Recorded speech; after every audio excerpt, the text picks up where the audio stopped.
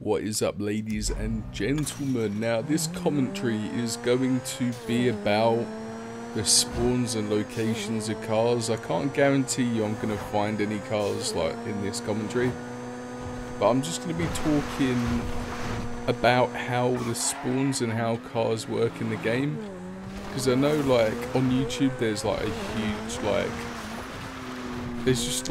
huge controversy on YouTube of like how you find cars and how you find like car locations, because I found tons of car locations, but people don't understand how the game exactly works. It's like, if you are to see, hold up, there's a hippie van, GG, we're getting it. But yeah, if you have never seen the car before, and if you've never found the spawn, like, you won't ever see that car until you actually see it at the spawn or see it somewhere else that isn't the spawn. But once you see that car, you start seeing it drive about on the road. Like, because when I first started GTA, like literally the first 2 hours of the game, I never saw any supercar at all. In fact, tell a lie, I saw that the GTA5 car looking car, the Ford GT car. That was the first supercar I saw. And it was around about 20 minutes in. That's just because when you do the mic thing, the mic story at the start, you do manage to get to see one. But all the cars, like the Comet, literally the Comet, such a common car that I see now, like driving about on the roads.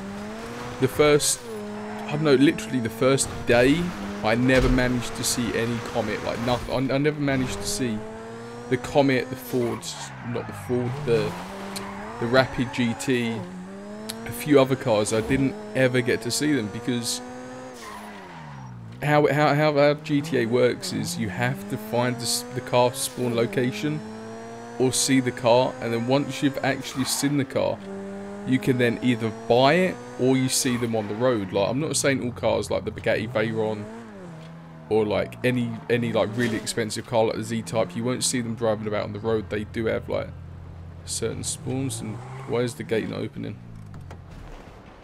I'll jump the wall then. But yeah, you don't see them type of cars driving around. But did he just open the gate? Oh, it swings. Okay, we'll jump in the car and push the gate open then. Why did I not know this sooner? Never have to get out of the car because I'm lazy. But yeah, basically, I'm just going to look around here for cars, because I do a little bit of exploring. So there might be like a Bentley sitting there, and I'm like, oh my god, Bentley. But like, a lot of people don't understand how the car spawns work, because they put comments on the videos like, yeah, I see this car driving around all the time, why are you putting up the spawns? It's just that I'm a really unlucky person, to the point where I don't even do the lottery. I used to, but after all the years of me actually doing the lottery from the age of 16 to like 18, 19, after doing it like consecutively, like every week, I never managed to win a penny. Not £2, not £5, not £10, obviously not £1 million. I never managed to win anything. So as you can tell, I'm generally a really unlucky person. So like, me actually finding these cars, like, I can't just come across them. I actually physically have to go find them. Whereas some of the people who have left comments saying, yeah, I found this car like the first 2 minutes in, like I see them driving around. That is because like you got lucky, and like one was just like, you drove past one that was a random spawn, not even like the spawn location. And instantly after seeing it, you then actually start seeing it driving around on the road. It's like, when I managed to find like all the supercars, like, I was happy that I found them, but then I just thought, well, hold up, I'm just, oh, that one don't push, lol. But like, I was like, how comes I've seen them on the road like all the time? I mean, I can drive around. You probably see me driving around when I go into the city, or driving around Vinewood. That when I do drive around, you get to see really like fancy cars. But the first day into it, I generally only ever saw like 1 or 2, but it's because I've found the spawn locations of these cars and like actually seen them, that you get to see them driving around. That's generally how I think the game works, and I pretty have, oh my god, the speech is terrible. I had no sleep in 2 days, but look, I have a good knowledge about the game. I've got, I think, around about 40% complete. But that is literally like just the missions. But I've been driving around a lot more than that. Like, I've been probably driving around about 70% of the game rather than even play missions. So I've spent a lot more time in this game than a person who's even completed the game has. Because a lot of people that get GTA just get it and do all the missions and just wipe them out completely. And then there's really nothing else to do in the game. Because I like to get the game and I like to go exploring.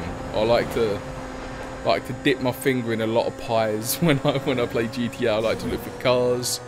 I like to look for like secret missions. I like to look for like underground things. I like to look for like little secret hidey holes. I generally like to do like a lot of different things other than missions, because I know once the missions have been completed, that's me done. Like, there's not going to be any more like funny banter, or there's not going to be any more cheesy lines that I get to hear, which I think GTA, that's all what it's about, the comedy aspect as well.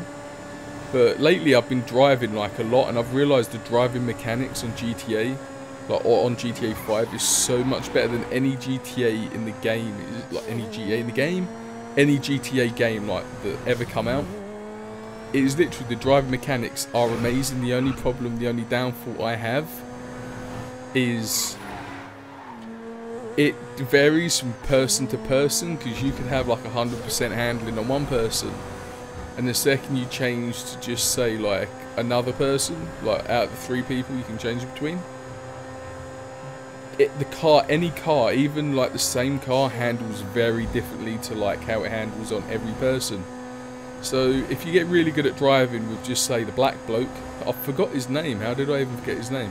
Yeah, just say if I got really good at driving with Franklin, and then went over to Michael, the driving experience would just feel so weird, and it would change so much. And I think I shouldn't have really put that in the game, because driving is driving, whether you have good skill or not, because it's based on your own skill and not the character's skill. Because when I first started driving and had like 0 driving skill, I actually liked it like so much better, because rather than turning really sharp corners easily, I sort of like to like press the A button and drift round them, rather than going round them like in a tight corner, like it's like faked really, like literally you have 100% traction because you got 100% handling. I like that opportunity of going round at 0% handling and just drifting around the corners like an absolute boss in like a monkey hat. You just feel so much more accomplished when you drive on GTA and you drift your car, rather than just driving at 100% handling and just going around corners like shit off a shovel, literally, because you can go around corners at like full speed on GTA. And you can get around the corner literally without pressing no brakes, nothing. And it's like, why? Like, why would you put this in a game at 100% handling? It also only took me like a couple of hours to get 100% handling on Franklin, because he already had quite a high driving skill anyway. So a couple of hours in the game, I'd already maxed out one of my abilities, which is pretty bad when you think about it. Considering the game, GTA should take like not just a couple of hours to complete, it should take weeks or months. Because I do know multiplayer is coming out, but the only problem is when multiplayer does come out, you would end up still getting them solo player warriors that like to play single player, like to play on their Larry, and would like to generally complete everything on single player and earn lots of money rather than playing online. I personally, I'm not one of them people. I love online. I can't wait until GTA Online comes out. But that's just generally how some people are. They don't like playing with other people, because I'm not too sure, but I'm not one of them people. But anyway, I have spoke about the car mechanics, car locations, car spawns, everything about driving as well. But leave in the comments down below what you think about everything I've spoke about, whether you think I'm right, whether you think I'm wrong, and the opinions of what you think about driving.